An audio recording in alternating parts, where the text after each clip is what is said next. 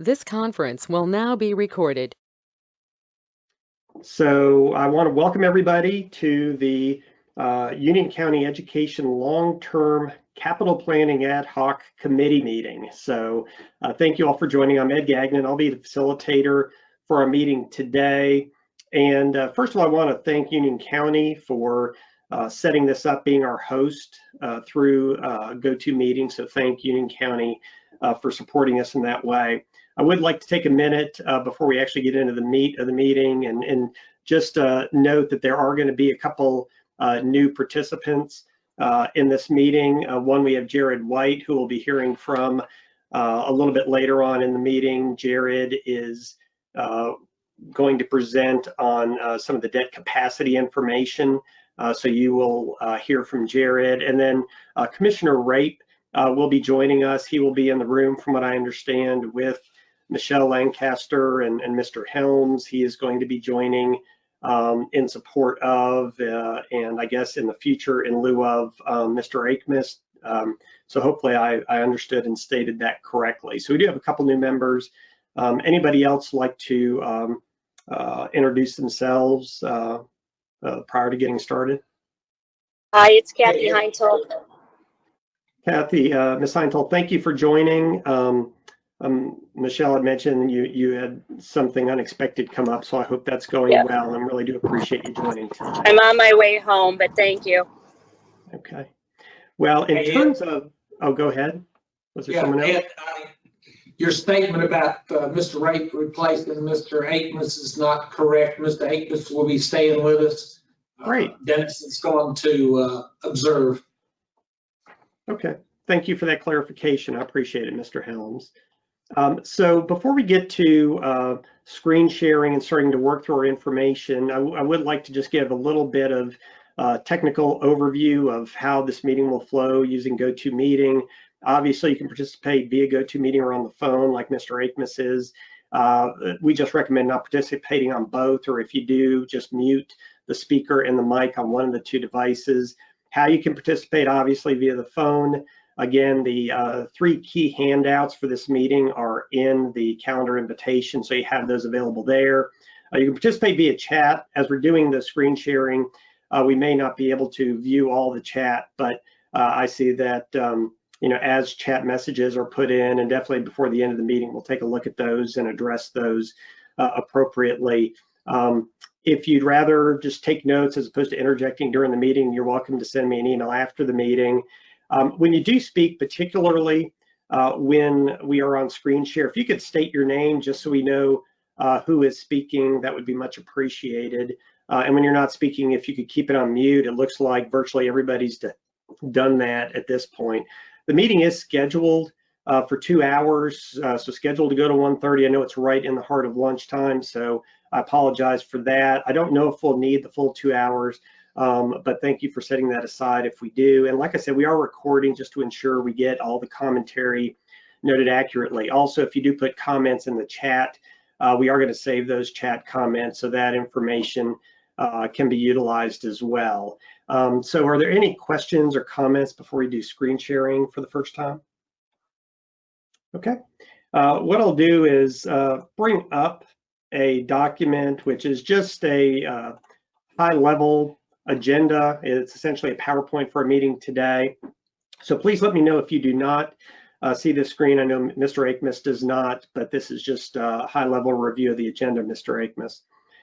In terms of our time together, we're doing the meeting kickoff right now. We are about to go through a process of addressing the meeting goals. But in terms of the focus of our time together, it's definitely going to be sharing different deliverables that have been created to date. These are all draft deliverables, but we'll hear about first the Union County Public Schools capital needs.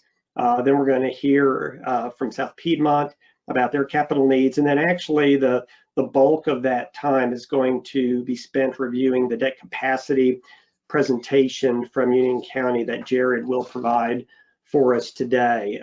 In the end, we do want to set aside some time to get guidance from our three Board of County Commission members, talking a little bit about what they want to see in the plan when the plan is fully developed, just making sure that we have the information they need ready for the next meeting. In terms of our goals for this meeting, we have 3 primary goals, and this is based on staff meetings that we've had today. We've actually had multiple staff meetings since the October 6th committee meeting with representatives from UCPS, SBCC, and Union County government. And what we're going to do today is to share the Union County and SBCC 10-year capital needs. The different organizations have prioritized and staged out these needs. We prefer not to have a critique of each other's needs and projects at this point. We've relied on those individual organizations to identify what the needs are for capital expenditures based on community needs and have them go through their own internal prioritization process. So at this point, we prefer not to have one group critiquing another's project at this point. What we would like to do is make sure that what we're seeing today, we have an understanding of what it is and what it isn't. We are definitely looking at the 10-year capital projects for those 2 educational organizations, but we're also going to get a presentation on a potential approach and some financial vehicles that could be used to fund those capital needs. So a lot of the content of the plan will be covered today. Obviously, the plan has not been married. We haven't married the funding options with the projects yet at this point. We're giving you 3 discrete documents to review. And then the key next step, obviously, for the next meeting is to marry those documents together in a formal plan. In terms of this last bullet point, we definitely want to have a very productive, very positive meeting, very collaborative.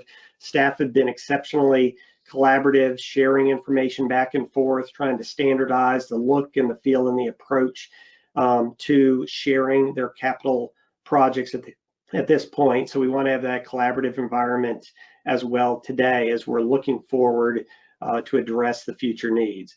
So prior to bringing up the Union County Public Schools Capital Planning Worksheet as a starting point, any questions or comments that anyone has? Okay. What I'll do now is to bring up a worksheet that Union County has put together, and essentially this is a document that, and Mark, if it's all right with you, I'll start and then I'll hand it off to you. But this is a document that is laid out very similar to how Union County government looks at their capital projects. We've talked to Chris Boyd, we've looked at different information relating to their facility renewal strategy, structure, and how they lay out their different projects and prioritize as well. And the way this particular document is laid out for Union County Public Schools is they have a start date column. So the way that, the way that they've actually laid out the document is to go in waves. This is the 2020 wave, the 2024 wave of projects, 2026, etc. There's a completion date based on a timeline item that they have in their full package of capital projects. They have the project idea listed, and then for each individual project, they have a rationale and some project details noted as well. In the next column, and this is for Mr. Akmis, we are in the Union County Public Schools PDF in that Outlook invitation. We have 2020 costs listed. So this is a projection of the cost for each of these projects listed based on 2020 figures. At this point, at least, the estimated cost of escalation of contingencies is to be determined. What we will be doing based on your input at this meeting, based on discussions with staff after this meeting, is to try to settle on some ranges that are consistent for escalation costs, for contingency costs as well. So these numbers in this column will be developed after that meeting. If there were any additional operational costs, they're noted in the next column. We have some notes, and then we have some project type or needs categorization in the far right column. So I just wanted to lay out somewhat of the structure of this document. It's going to be very similar to SBCC, and again, this is very similar to what Union County government utilizes when they're laying out projects. So before I hand it off to Mark, I guess the only other summary is, Mark, and correct me if I'm wrong, the total on these pages, there's 3 pages of projects, is about 19 projects, in terms of 2020 dollars, about $594.6 million over these 19 projects. So Mark, I'll hand it off to you to give, not necessarily to go through every project, but to go into a little bit more detail on this. And then we'll see what kind of questions the committee has. So Mark? Great, thank you, Ed. Good morning, everyone. It's good to see everyone virtually this morning. I want to mention that we do have both of our board members now on the call, so that's a good way to get going. And for those board members and others, we had a document that our board approved some time ago. It was a PowerPoint presentation. So that same information is now in this revised, updated format that Ed has presented. All the information is there. It's all the same. It's just in a little bit different format. I'm going to go over just some real high-level points on these projects and take you all through what we've done and why. And I think there are two key points to really start with. The first one is that we really have three major areas that we looked at. First of all, what we call the big rock, the most important thing in all of this are the high schools. So we've got 5 relatively new high schools and 5 older high schools that really are 60 years old and older. And we felt like that should be a point of emphasis for us as well.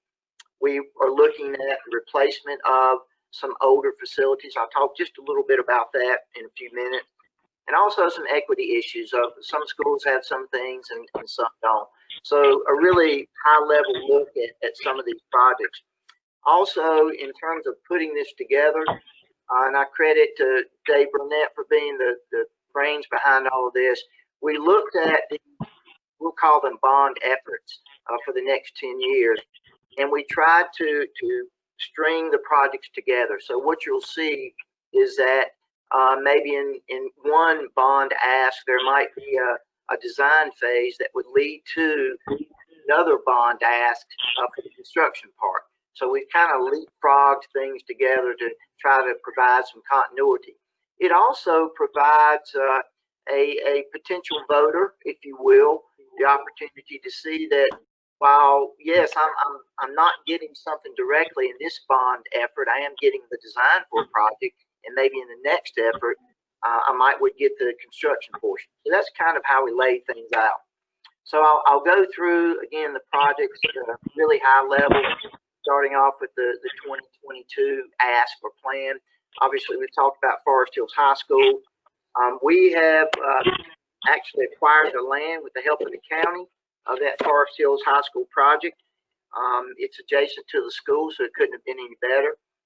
We are poised and ready to begin an effort as soon as we can. So that was the first project that we are looking at. And again, that is the major project that we really have in this first ask.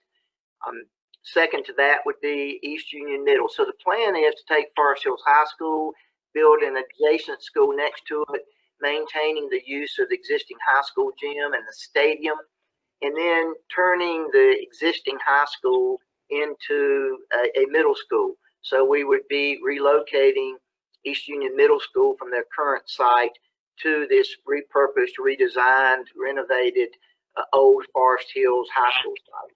So there's a design ask in there for East Union Middle.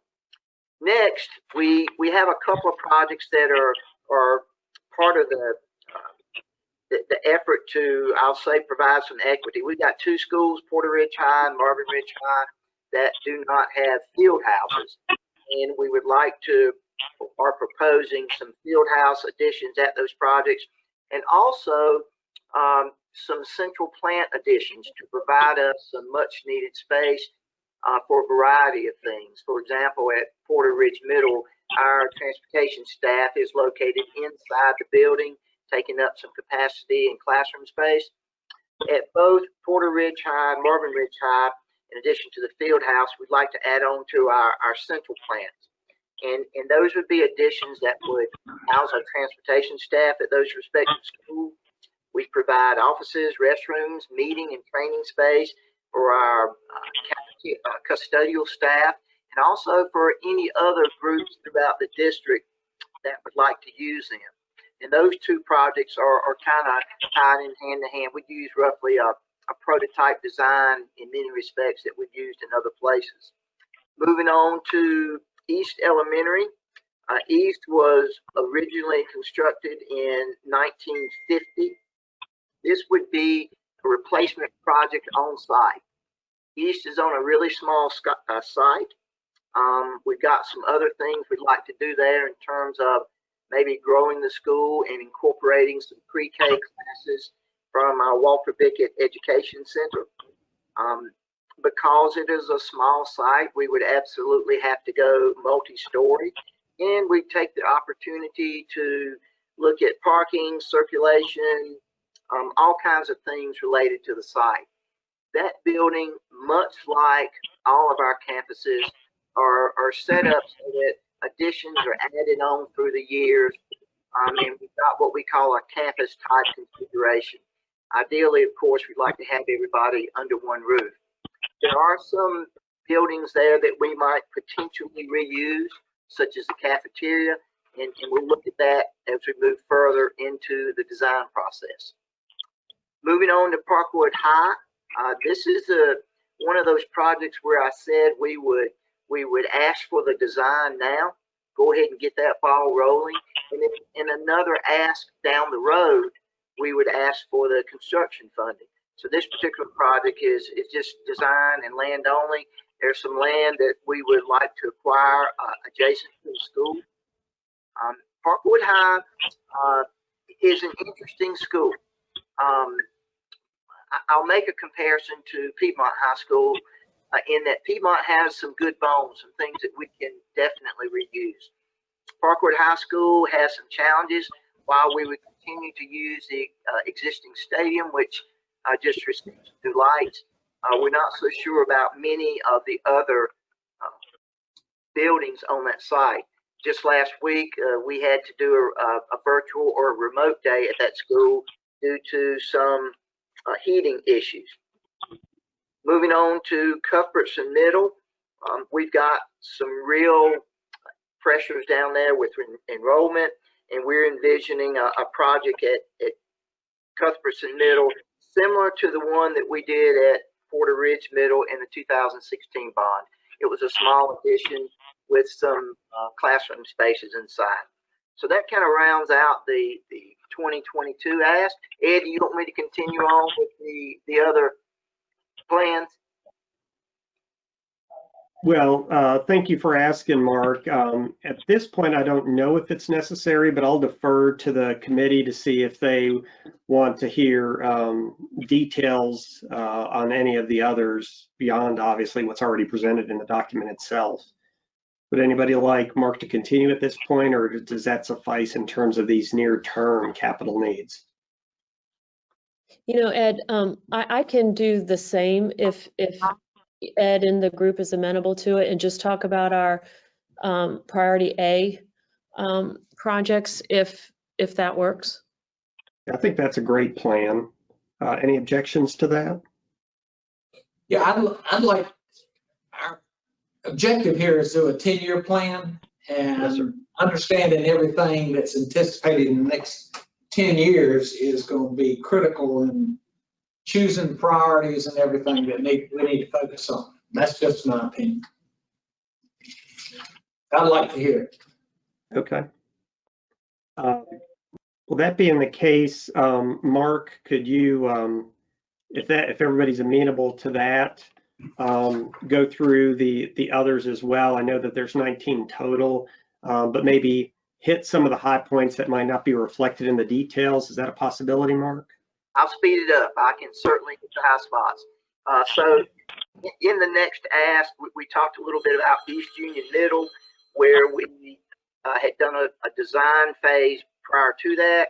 Same thing with Parkwood High School. In this next ask, we would look to get some design funding for a potential project at Piedmont High School. I mentioned earlier there's some good bones there that we would like to keep and maintain, the gymnasiums and the new cafeteria area. Also in this ask, we're looking at doing something with South Providence and Walter Bickett Education Center. South Providence is our alternative school. It's in one of the oldest buildings in the district. We need to do something with it, and we'd like to have it more centralized. Also, in the list would be Cuthbertson High School. We have a small project there similar to the one that we did at another school. Moving on to 2026, CATA would be in that ask. CATA is our only high school that doesn't really have on-site athletic facilities for their outdoor sports. That's something we need to look at long term. The Piedmont construction phase would be in this next ask in 2026 with the design already completed. As I mentioned, Piedmont High School has some great bones. We've got some things there that we'd like to keep. Also in 2026 would be Benton Heights Elementary. We actually have a building there that was constructed in 1924. They are some of the oldest buildings in the district. We really need to focus on some accessibility issues and ADA upgrades at that school. So we would be looking to demolish and replace the buildings there. I mentioned South Providence earlier. So South Providence and Walter Bickett Education Center, we believe, are kind of tied at the hip. Walter Bickett Ed is another one of our extremely old buildings, and we'd like to do some things there with moving our alternative school over and lessening our footprint there at Walter Bickett Ed. And then lastly, in the 2028 ask, the last of our couple of high schools, we've been very fortunate to do some work both at Monroe High with the classroom addition and Sun Valley High with the major addition we had there, the administration and the dining areas. Those are the start. That is a start for those schools. And again, I mentioned the term good bones. We have some good things there that we'd like to build on, and one day down the road, we'd like to go back to those campuses and complete the build out there. Both of those schools have their own inherent issues and problems, and we would address those with construction projects at those schools. So, Ed, in a nutshell, that's the whole plan.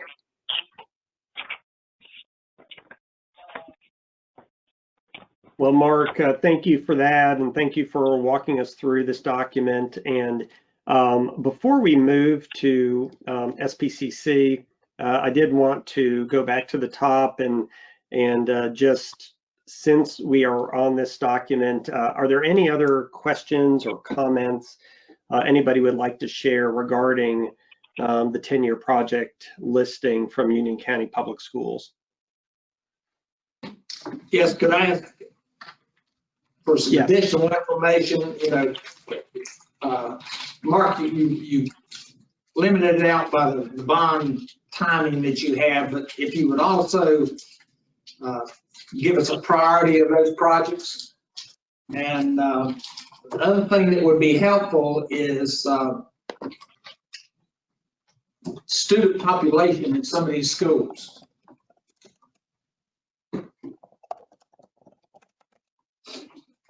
And one other thing is, you know, we're doing a 10-year capital program. Is this all the capital projects that you have potentially in the next 10 years for schools totally? These are the identified school-specific related projects that we have for the next 10 years. So you have no other anticipated projects you will need in just the school system, not just schools? No, I wouldn't say that. These are the school-specific projects. These are buildings that are related specifically to school and or construction.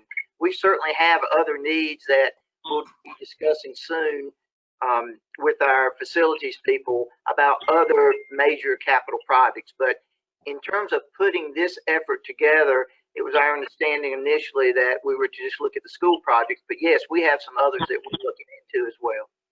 If you could include that, please, sir, that would be very helpful, because when we look at bond financing and everything, all of them have to be included. I can certainly do that, or we can do that. I just have a question. So is your ask about the priorities to go through each of the years and prioritize things within those years?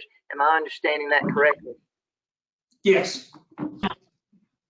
Okay, we can certainly work towards that. Thank you, sir. Thank you for that, Mr. Helms, and Mark as well. Other questions or comments that anybody would like to share? Okay.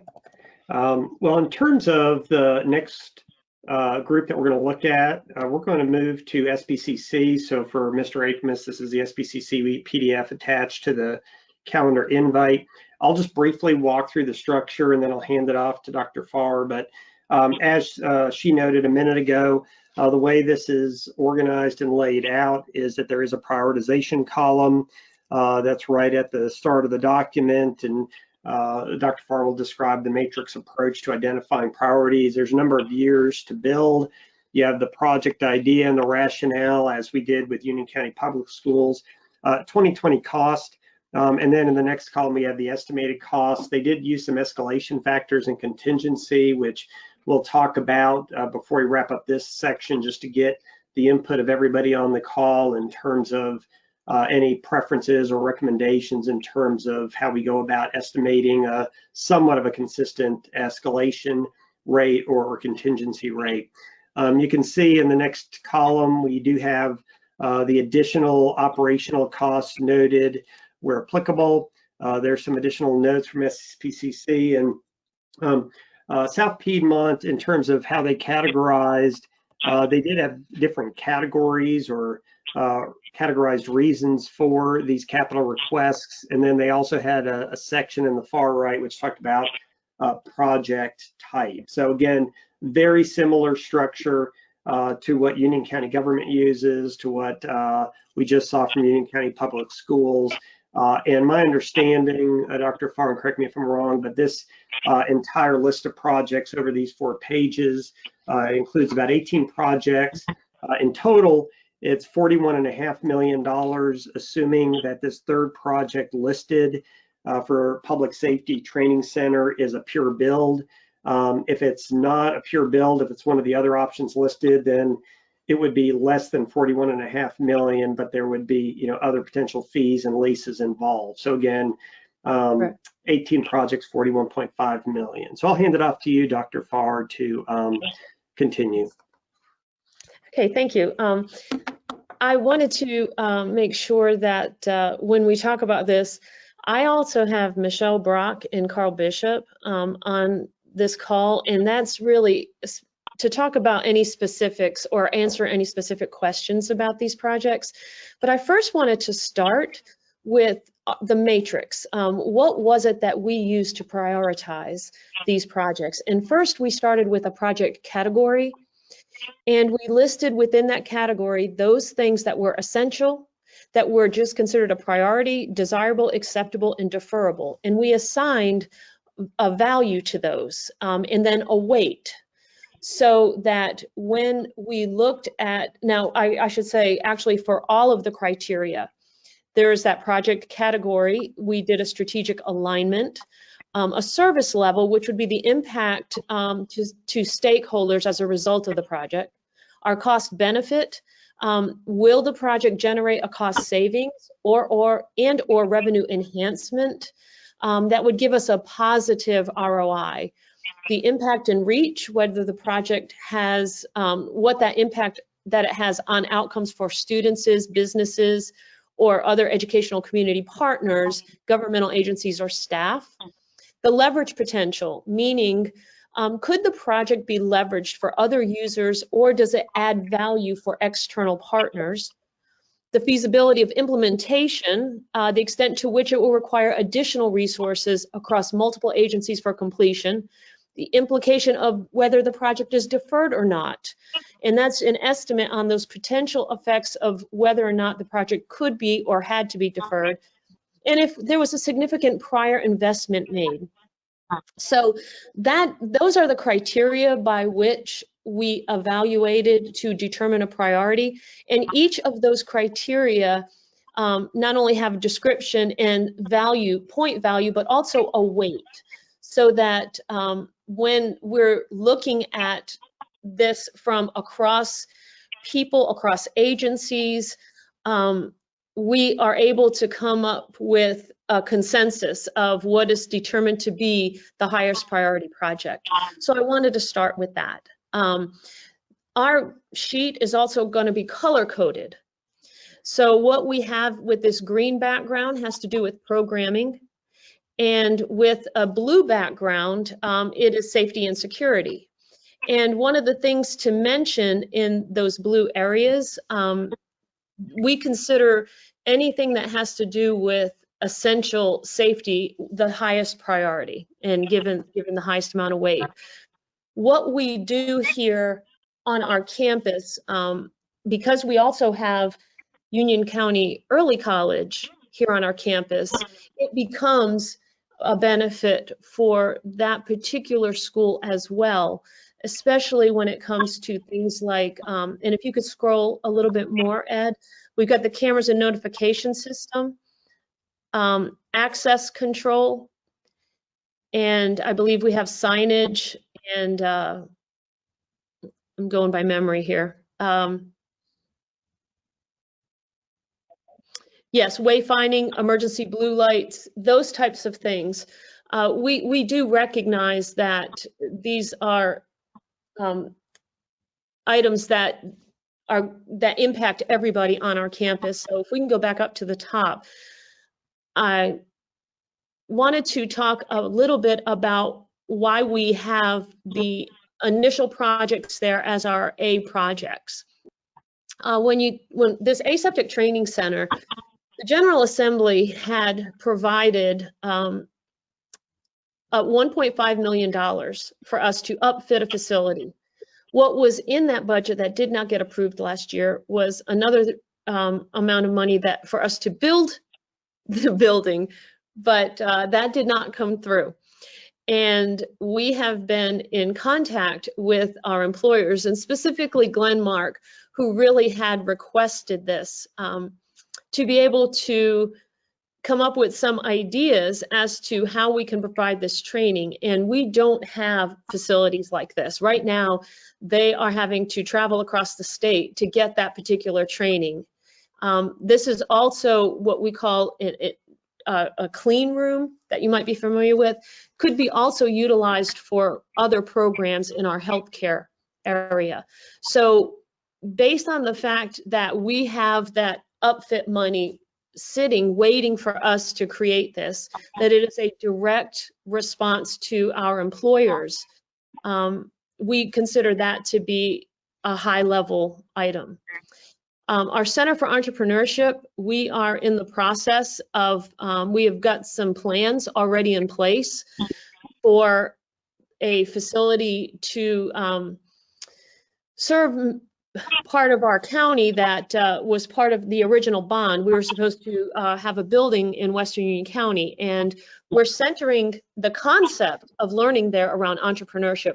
This is a partnership with Wingate University, and there's a potential for additional land based on our ability to construct and use additional facilities that would connect with the Center for Entrepreneurship. So if you can read in the rationale, currently there is $6.2 million that is allocated for construction of a facility. And so we are actually talking about what the full project will be. So we must have the plans in place or we will lose the opportunity for that additional land. And I'm going to also invite Michelle or Carl to talk about any one of these projects if they have anything additional to add. Just pausing to see if you want to add anything. Our Public Safety Training Center, we do training in fire, EMS, law enforcement, and we don't have the ability to secure our equipment. Stallings Fire Department has donated a fire truck. Union County EMS has donated an ambulance. And right now, we don't have the proper facility to store those. In addition, our public safety programs don't really have a home. We have 2 additional buildings on this campus, and they are spread in different spaces, but none of them adequate to do the training. We have to use, for instance, Monroe Aquatic Center and additional facilities just so that our students have the available resources to go through this training. So this is something that would be collaborative. We could do it it would be supporting our other county agencies in law enforcement, fire protection, emergency medical services. What we have here is an estimate on a build. We do have land here in Monroe that is associated with our OCH campus, Old Charlotte Highway campus. But we would be open to a different resource, buying and renovating a facility, and you can see where our estimates are for that, or even leasing. But that would, of course, incur an annual cost. So, Carl, did you have anything to add on that?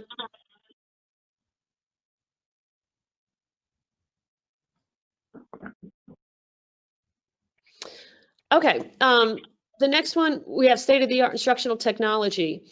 As you all know, through the pandemic, we have gone online, and virtual learning, I think, as we all recognize, has its place in education.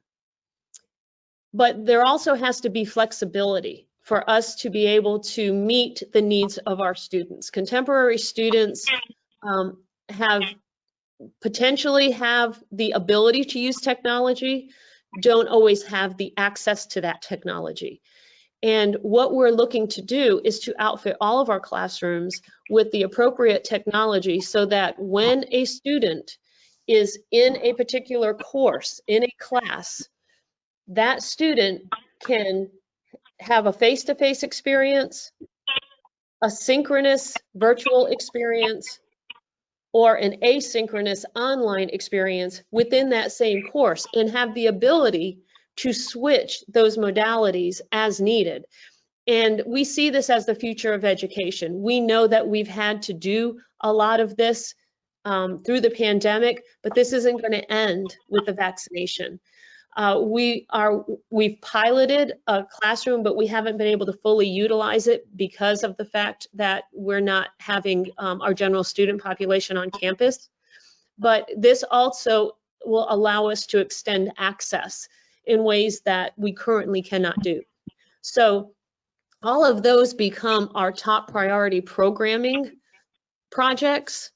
As you continue to scroll down, we're looking at items here also in our A category that have to do with some access control. As you can see, we talked earlier about our ability to have safer campuses. We don't have this right now, and we are in desperate need of an ability to have access control to our spaces. So that becomes a top priority, and of course it would benefit the Union County Early College as well, and they've been, good partners with us. We try our best to meet the needs. For instance, we have campus safety officers that are here and available to the Union County Early College as well. But what we don't have are those controls that security could implement in cases of active shooters or other types of threats to our campus. Continuing down, in lower priority, but still a priority A, we have more programming areas. Our healthcare, as you know, we train for the essential jobs that we know are very, very important for the health and well-being of our community. We want to be able to increase our simulation to a higher level. It's a very, very slow process to upgrade our equipment. And as we are looking at the renovation of our current facilities, we are also looking to provide a much better enhanced educational opportunity for our healthcare students. So you can see that it does obviously come with a price, but something that we see is very needed. The next projects are now entering into the B category. Transportation center, again, we have transportation bay, a training bay at CATA, and it's housed at that particular high school, and we offer automotive repair technologies, automotive technologies. But of course, it's going to be limited by where it is, by its size, and by the equipment. There's been a tremendous need, especially in diesel mechanics. We have a truck driving academy here. And when you connect your programs, for instance, logistics, diesel mechanics, and truck driver training, you now give students an opportunity across the entire transportation sector. But we don't have the facilities for that. A driving pad is essential. We don't have the space to train, nor do we have the pad. They can't do it in our parking lots. Right now, we do motorcycle training and public safety. We have to clear our parking lots. And so with the limited parking we already have, but that is not the best use of our space. Our truck driving academy has done some damage to our lots, and so we're in desperate need of that. It's something that, you know, we could look at sharing across agencies, because we all have that need, but driver training is essential for those programs. So a great need there. Moving forward. These programs, these projects here simply are associated with our grounds and facilities. You know, we look at the age of our systems, and at some point, these have to be on the 10-year list, because within 10 years, there'll be some failures. We desperately need additional lighting. And if you look down at land acquisition, this is an opportunity for us also to expand. We don't know that it's possible right now based on the property, but anything that we can do to grow what we already have at our Tyson Family Center for technology would be a tremendous advantage, so that we could actually expand those programs. Right now, we're boxed in, we're limited. And of course, you know, anything that we can do, our landscaping is really not up to standard. It is something that not only helps with the aesthetics of the campus, but it's also things that could be used by our programs. We've actually have a biology instructor that would love to utilize the facilities for lab experiences for their students. And so while it would be something that is great for aesthetics, it also helps us in programming. And continuing down, right now, when students come onto our campus, they wander to whatever building they run into at the very beginning. And so we have always wanted a welcome center, which also would serve as a conference center. Right now, we don't have spaces large enough to have large groups. Our largest spaces are salons. You all are very familiar with those. They are very, very highly used because the county does not have many spaces for gatherings. And our Creative Food Concepts, which is also located on this campus, has a lot of, they're here available to cater. And so it becomes something that is very useful for us, for our early college, as well as for the community. But having something that would give us an additional large space, including the potential for some of our graduations. We don't have just one graduation. We have many, many graduations that happen throughout the year. And when it comes to our May graduation time, we've had to split our graduations because the Ag Center, which is the largest facility here, does not allow for all of the our students and their families. However, it's also about all of our pinning ceremonies, our basic skills ceremonies, our public safety ceremonies that are all happening at the same time. And we're always trying to secure churches and things of that nature. So it would be nice to have a space that is outside of the salons, which we save for our larger ceremonies. Continuing. Again, you're looking at now our priority C. An outdoor learning lab is something that we think would be just an addition, an extension to our classroom situation. We have in the yellow HVAC controls and chiller replacements, but right now, even though we have controls that are obsolete, you can see that we're looking 9 and 6 years down the road, but we felt like obviously it's something that we have to have in here. And we've already talked about the wayfinding signage and the emergency stations. Again, anything that has to do with safety is going to be a benefit for all. And so again, I'll open up to Michelle or Carl or anybody else that has any questions or comments. Dr. Farr, this is Michelle. I would just add that in talking about priority A, the two items that really dealt with safety and security were the access control and the cameras and notification system. We currently have a safety operations center that monitors the cameras that we do have inside of our buildings. But one of the major drawbacks to that is, as this document states, we do not have adequate outside cameras. And so if a threat came onto our campus, we really would be very limited in that knowledge until the person was actually inside. And so I think that's one reason that our cameras and notification system is so high up on that priority list, and just wanted to point that out. Thank you all for that. Are there questions or comments for Dr. Farr?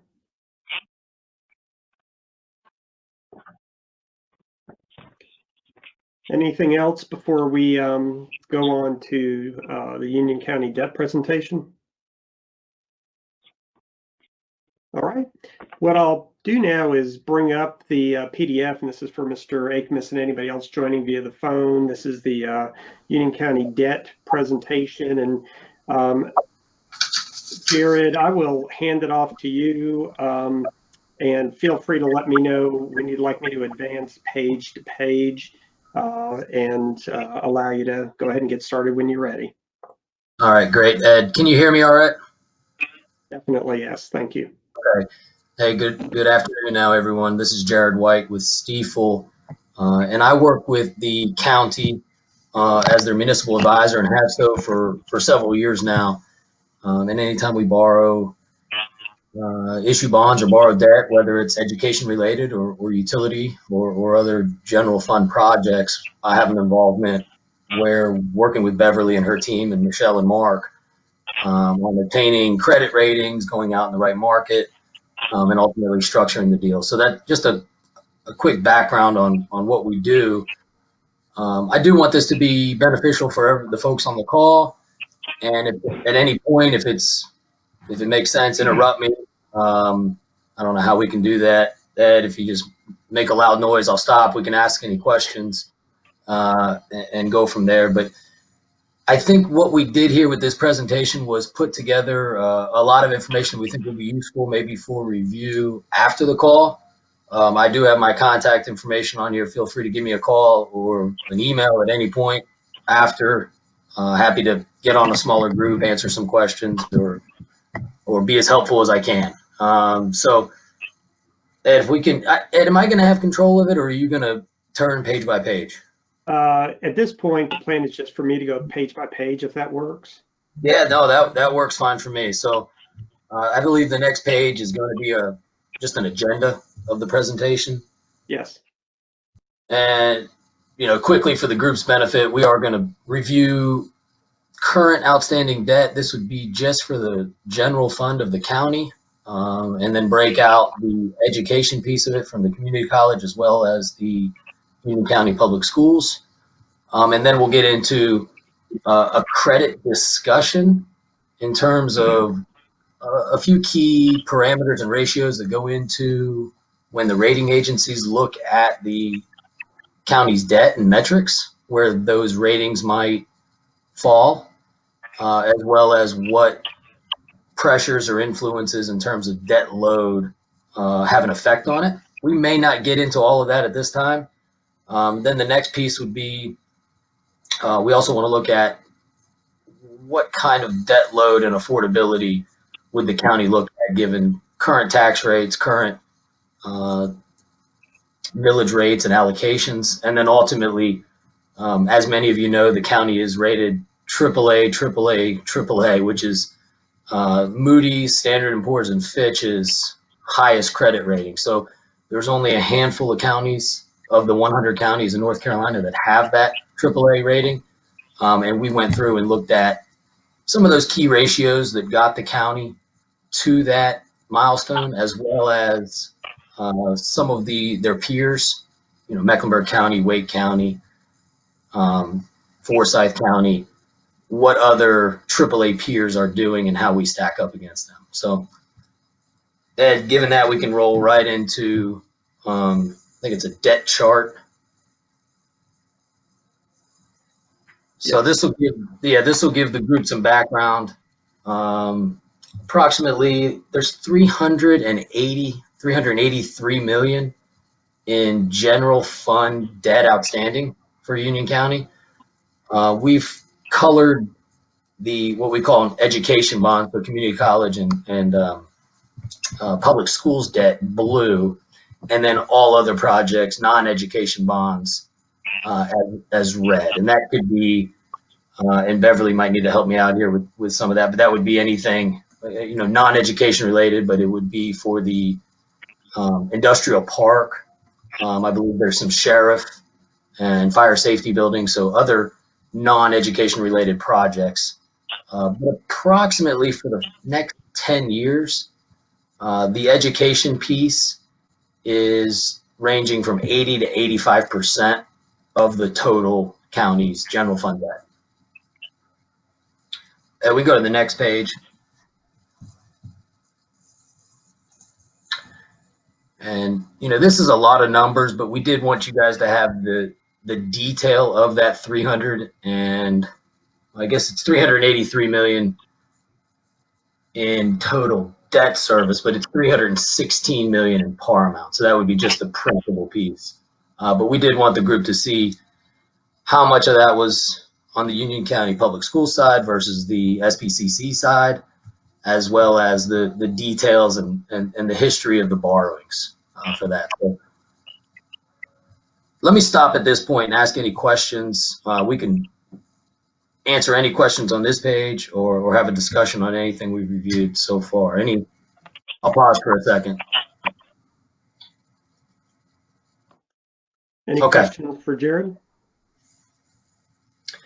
Ed, hearing none, and I paused there because I think the next slide is where we're going to have maybe some more discussion around this. So if we can go to the next slide, this will be,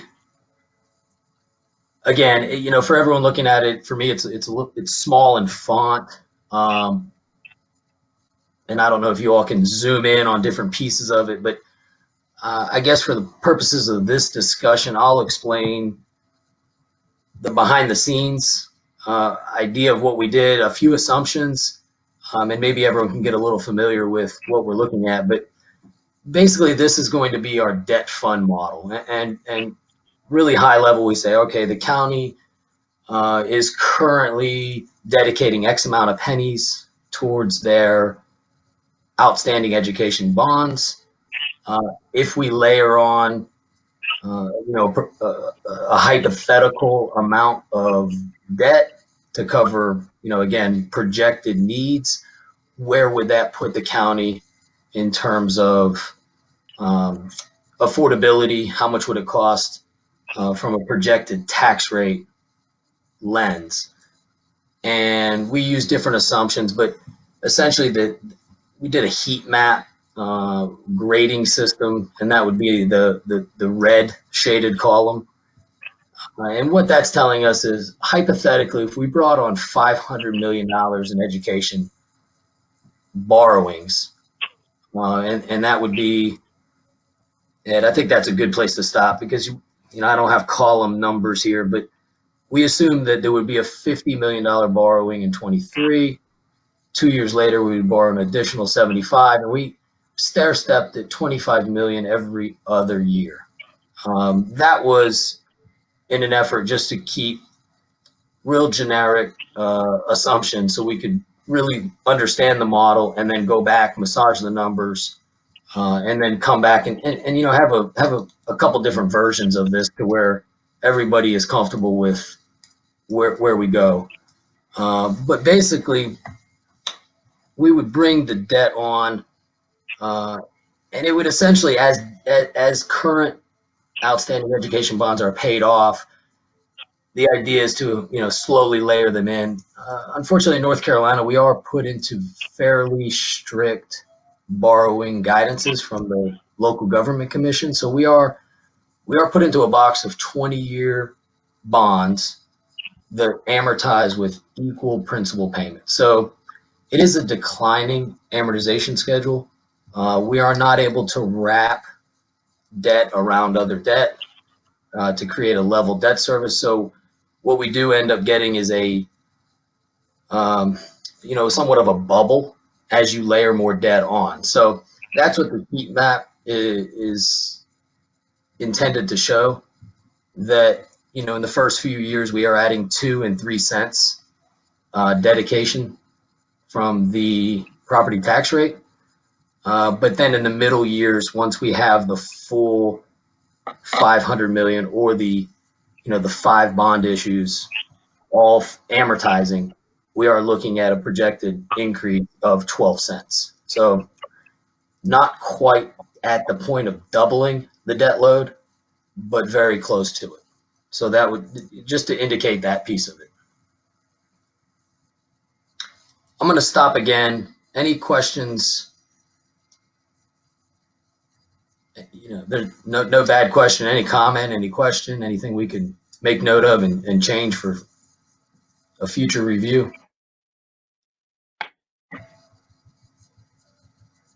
Any questions for Jared, whether it's on this potential debt illustration that's on the right-hand side, or the heat map that he's referring to in the 6th column and the associated property taxes, and any clarification questions or just other questions that you all have about how this is laid out? Yeah, I have, Jared, if I may. Yes, Mark. I just want to make sure I understand the chart right with the heat map. The heat map is a difference in the current and proposed. Currently we're at 14.99 cents, correct? That is correct. And as the debt goes down, it tops out somewhere around 15. So I'm just trying to understand. So the tax is the same. It's the amount of decline in debt versus new debt, but everything else stays equal. Correct. That's mostly true. What we've also done is we've taken the current taxable assessed value for the county, and we've assumed a growth rate of 3.27%. Typically we'll see you have 2% inflation every year, but what we've taken is the last 4 years of growth and taken that average. So we've grown the assessed value, the taxable assessed value, at 3.25%, 3.27, and then we've also assumed that we collect 100% of that. That's a little more aggressive, but it did make the math easier. In this collections right here, we would run a little bit of a deficit, but the county historically collects 99.65%. So very good collection rate. It's typical in North Carolina, the way we collect our property tax. But that all of your points were correct, except we are growing the taxable value at 3.25, and then it is the difference. So we do cap out. We are currently at a $14.99, so let's say 15 cents dedicated to paying education debt. with the proposed, well, with the 500 million of potential debt, again, that does cap out right around that 15 cents. Okay, and then the second question I had was, and I asked this in one of our planning meetings. I'm really interested in this. So, what would your answer be to what the net present value is of that $500 million in 2020 dollars? Because as we look forward to funding things, if our estimates are based on 2020 dollars, you know, the dollar is worth as much today as it's going to be at any point in time. So, any comment on the present value of what this proposed amount would be? Yeah, you know, that's a great question. I don't want to make a comment on that. We can run some numbers, but what I would say is, you know, we've seen construction costs skyrocket, and the cost of materials, from everything from paper goods to lumber to concrete, everything is really expensive right now, and we're seeing that with other municipalities, and bids are typically locked in. They get guaranteed maximum prices, but designs are changing and on and on. But when you look at interest rates and you know, net present valuing back, and you know, what factor do you use, and is it the 10-year treasury, and everything is, in my opinion, and I think everyone would say, it's just so artificially low at the moment. I could definitely have some conversations with my support staff on that. I'll make a note here, and you know,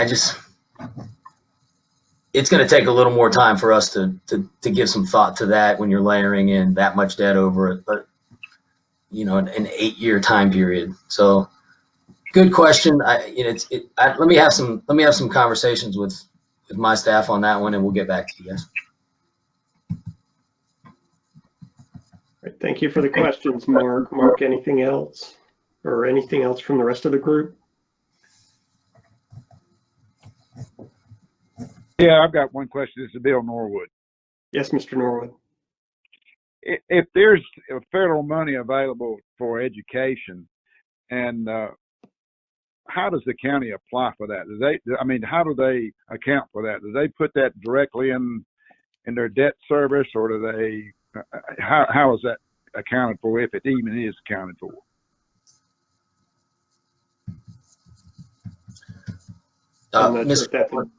Go ahead. I'm sorry. Yeah, no, I understand the question. I can make a comment on our experience with federal money from, you know, USDA and other grants, and then I might tap Beverly and Michelle and Mark for their opinion. But for the, you know, outside of the CARES Act and anything COVID related, in a normal year, the county would not qualify for a lot of that state money that we typically see funneling down to the education level, just because of a demographic. It's more for rural counties and educational purposes in, you know, typically the other 85 counties, not including Union. But Beverly or Michelle or Mark, is there any comments? Yeah, I think, Bill, Jared is right. I mean, what we've seen in North Carolina is, and this started many years ago, they used the tier system that the Department of Commerce uses to make determination on local grants, which are, you know, dependent on many factors, but some of the big ones are unemployment rate, median household income, things that when you look at the county on the whole, we will not qualify. Now, we have been pushing probably as long as I've been here now, so 5 years, and not just us, others around the state as well, for what we think would be a more equitable method for distributing certain grant funds, particularly looking more focused on like census tract data, because we know that we have, I mean, and you know this, we know that if you go to certain parts of the county, if we could get to the census tract, then we would be eligible. But when you look at the county as a whole, as Jared said, there probably are 10 to 15 counties that just are never going to qualify under that Department of Commerce tier system. This is something that the County Commissioners Association continues to have as a legislative goal. You know, we support that. I think, unfortunately, nobody's come up with really anything better, and the state has used this for such a long time. it's hard for them to want to break away from that approach. But it is something that we're very mindful of, and we think that there are certain areas where we should qualify, but at this point, it's just not, it doesn't work in our favor. Thank you. Yeah, thanks, Michelle. Other comments or questions for Jared? Jared, before you move on, one point that came up at our last staff meeting prior to today's call was wanting to get input from you, but also from the full committee that's on this call about what ranges to use for capital projects, for escalations or contingency fees. I know it would be great for the three organizations to be able to sync up when they update their calculations for the future costs from the 2020 costs that are in the capital project listing. Does anybody on the call have any guidance or guidelines that you all use when you look at capital projects that are scheduled to launch further out in terms of ranges of escalation rates to use on the fees or contingency? Any guidance or suggestions that you all have for the staff?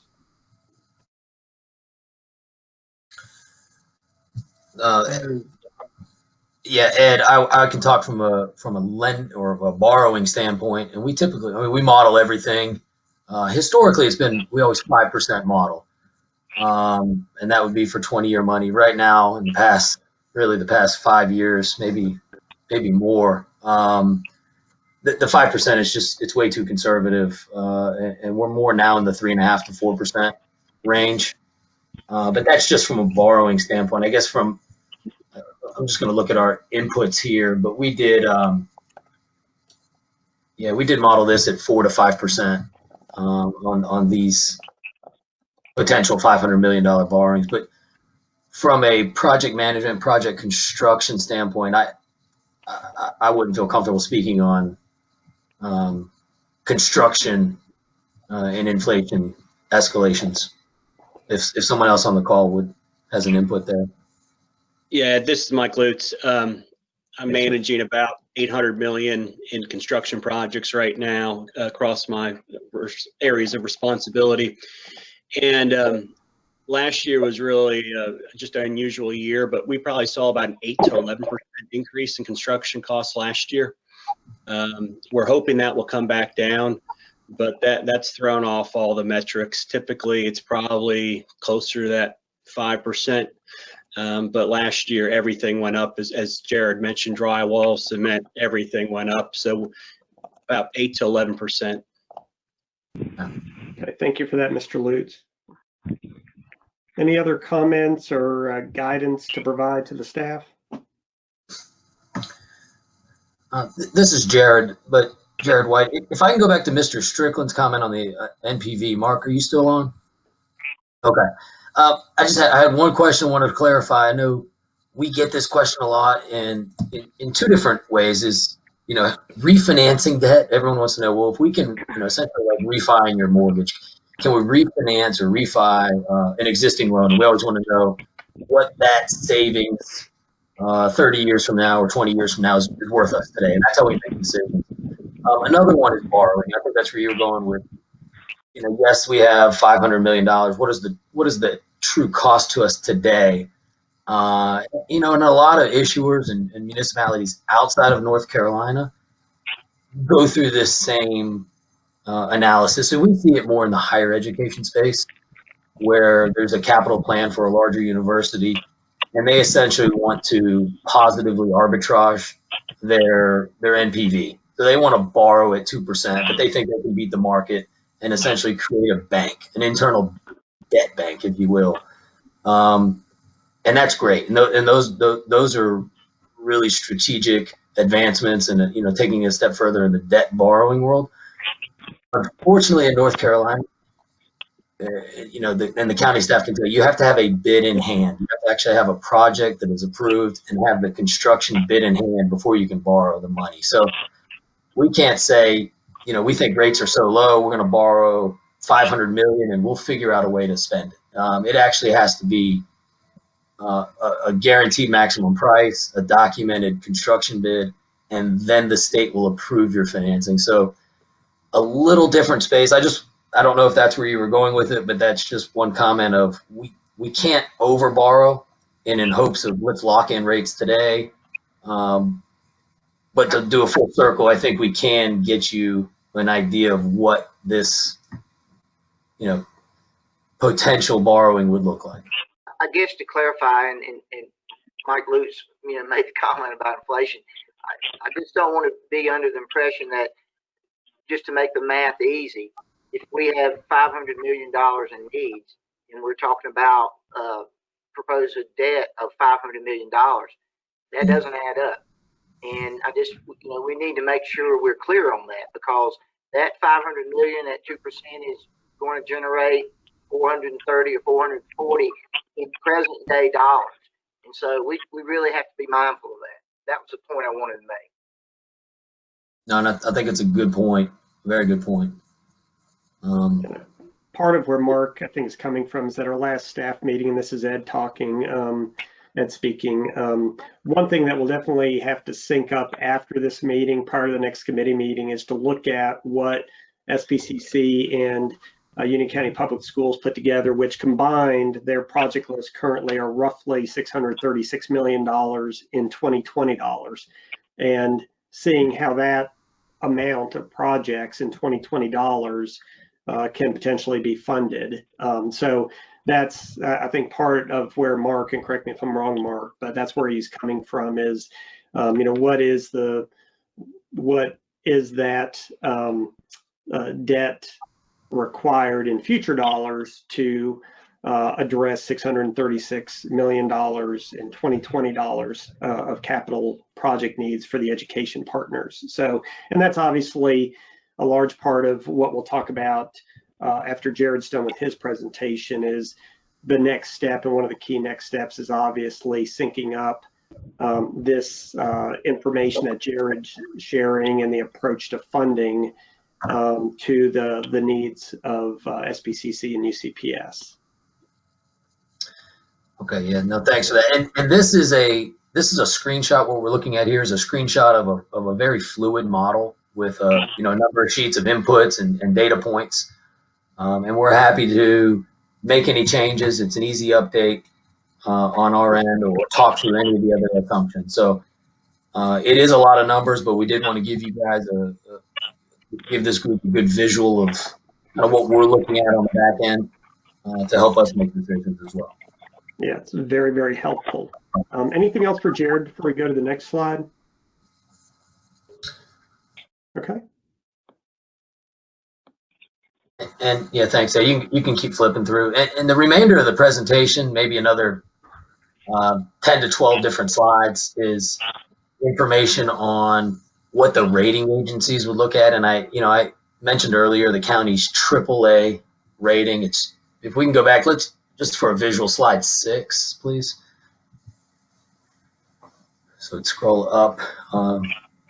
It's called Credit Profile of the County. Yeah, so this is, and maybe many of you are familiar with it, but the AAA rating, there are 3 major rating agencies, and really only 3 that rate municipal debt. The highest rating that they have is the AAA rating. And as you can see, you go down to AA1, AA2, AA3. It's a scaled system for each Moody's, S&P, and Fitch. I will tell you, there are a lot of AA, AA2, and AA3 counties. And we're flipped off of our screen. If you can get back the present, I don't know if I lost it or you did. There we go. Thanks. We do have a lot of North Carolina counties right in that single A to AA range, and as I alluded, very few in the AAA. So that just gives you an idea of, you drop below Baa3 in your non-investment grade, or we just don't see those credits in North Carolina. We're very fortunate. We don't get into the non-investment grade, but nationwide, and especially North Carolina, very few AAA. So that's I just wanted to share that with the group. The county's done a great job getting their metrics and financials in order to achieve that. The next 5 or 6 slides, Ed, is essentially how, I didn't know if anyone was going to ask, how do these rating agencies come up with a rating? So we wanted to put some information in there on that piece. I don't want to spend a ton of time if it's not beneficial for the group. But essentially, there's 4 main components. And if we go to slide 7, and then we'll just, if there are no questions, we can flip right to the pure comparison.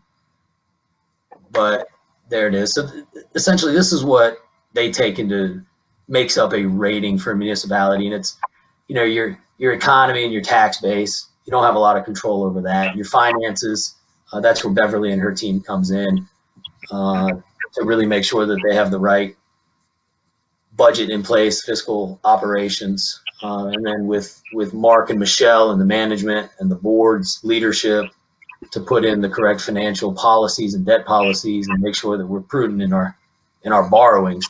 And then ultimately at the end, your debt and your ability to maintain your healthy levels of debt. So where 100% of my focus typically lies in the debt portion, that's only a small one, it's one component, it's 1/5 of the overall rating in terms of how the rating agencies look at, is this credit a AA2 or a AAA? So I just wanted to share that with the group. The next few slides, Ed, are more the detail, diving into it.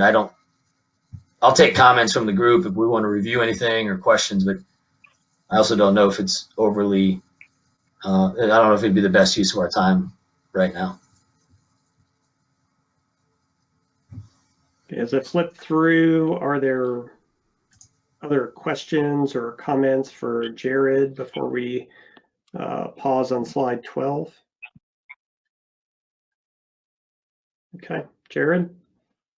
And slide 12, again, this is a screenshot. This is just some metrics that Moody's puts out for us.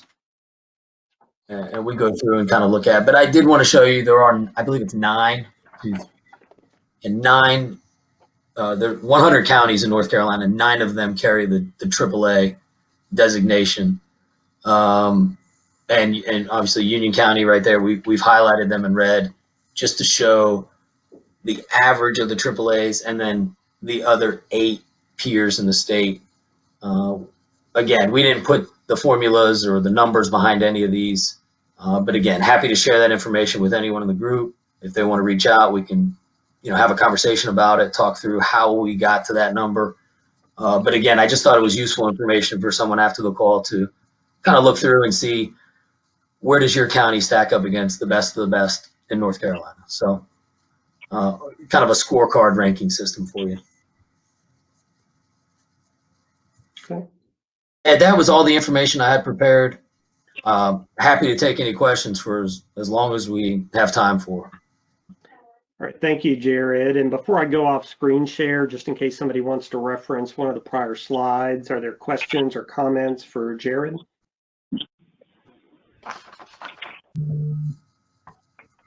Okay. All right, I'm going to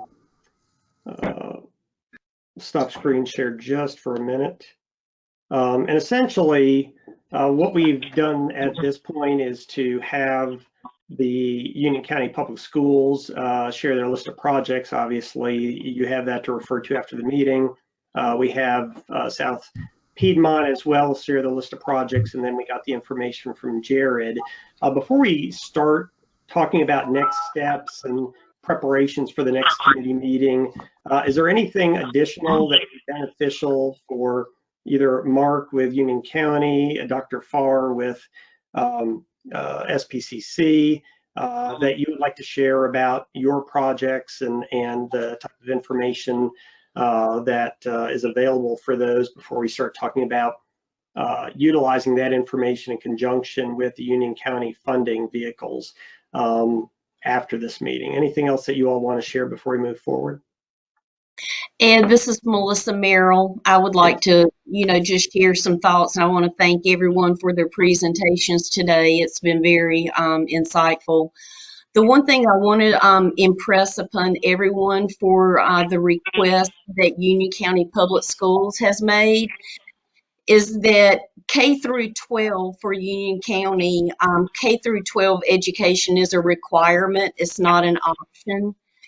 And from what we have, going through this whole COVID-19 experience, I know it's been said that, being web-based and virtual is the future of education. And I will tell you that that is not the case for Union County Public Schools. Our taxpayers and parents have overwhelmingly said that virtual does not work for K through 12 education. And very few of our high school students have the aptitude to handle an online virtual education to receive their diploma from Union County Public Schools. So our facilities needs and face-to-face requirements going forward. I just want to remind everyone that K through 12 is required. It's not a choice. And the feedback we've gotten from our 42,000 students, parents, double that with their mom and dad, and being taxpayers, is that they want our doors open. We need our facilities for students to come back to. And I'll just close on saying that that we are currently offering a face-to-face option, a Plan A option, a Plan B option, and a Plan D, all virtual options. So we're actually running 3 school systems under one budget right now, and I think that's very important. But in closing, I just want to say that only about 18% chose the virtual option, and most of those chose virtual. The 18% chose virtual because they're concerned with COVID situation right now. But all indications are that 18% of our population will come back when the doors are open. So again, I just want to say that our facilities are a huge need for the taxpayers of Union County. Thank you. All right, thank you for that, Ms. Merrill. I appreciate that. Good points as well. So other comments or questions about the requests from Union County or SBCC before we start talking about next steps? No? Okay, what I'd like to do is share the screen again, and what I'll end up conveying on this screen is just a series of slides that are, let's see, here we go. Going back to the meeting goals slide and following that, hopefully everybody sees an expectations slide. But essentially, going from this meeting moving forward and talking to staff have an expectation, or you could say it's a desire or a hope for the final meeting of the ad hoc committee that they will be able to present a recommended approach for funding through the county capital needs for education in Union County. And at that next committee meeting as well, again, the expectation, the hope, the desire is that it can be affirmed by this ad hoc committee that this process is objective, has some boundaries, and addresses the needs of the education partners in the community. So in other words, at the next meeting, the plan is for the staff to present a long-range capital plan to you all to review. The hope is that you would support and you would view this as being very data-driven, that whatever that plan turns out to be in the end is financially sustainable and it meets the needs of the education partners in the community. And for that to happen, we just need to talk about what is the immediate next step. And I'll ask for some guidance from the Board of County Commission representatives on this call as well. So the immediate next step is to take your input, take your feedback from this meeting, and for staff to update the financial considerations such as escalation factors, contingencies, respond to the input and questions that you all had, update this information, develop a plan, basically marry the needs and the projects of SBCC and UCPS and with an overall funding strategy to address those needs, to bring that back to you all. So based on that, I have a question, and this is in particular for the Board of County Commission members that are on the call, but if anybody else would like to weigh in, that would be fine as well. But the question that y'all see on this page says, what else, or more different, what else will the Board of County Commission, the full board, need to see in this education long-term capital plan beyond what you've seen today, with the understanding we'll come back with a plan for funding these projects? What else will the board need to see in the education long-term capital plan beyond what you've seen today in order to make decisions about funding or supporting or adopting the plan? So in particular for Mr. Rape and Mr. Helms and Mr. Akmus, based on what you've seen today, based on knowing that the key next step is for the staff to take all this information and to put it together in a plan to fund the needs of these education partners, what else does the Board of County Commission need to see beyond that in order for the full group to feel confident about supporting the plan? And I think it's extremely important that we see the total capital needs. We talked about 594 million, but if you add on those others, what kind of impact does that have? It's very difficult to make a calculation going out and only knowing a portion of the capital requirements. So I'd like to see that, and like I said, I think schools also, and Dr. McKibben is also doing a study as well that, and I don't know when that one's supposed to come back, but I think that information would be very beneficial. Okay, thank you for that, Mr. Helms. And in terms of seeing total capital needs, I think that goes back to the conversation we had with Mark and with Jared earlier about matching up total costs and the escalation of those costs over time versus the funding of those needs from the county. So thank you for that. Can we get that information sooner than later? I mean, we need to be able to evaluate it before we go into our next meeting. Yes, sir. Okay. And just a thought is thinking through what opportunities do these projects have for public-private partnership opportunities, as well as if between SPCC and Union County Public School System working together to reduce the, consolidate or, collaborate on some of these projects to drive down the cost. All right, that helps. Thank you for that. Other thoughts on what you all need to see as an ad hoc committee, what Board of County Commission, the full board may need to see in this plan that the staff will be working on after this meeting in order for that plan to be adopted and supported?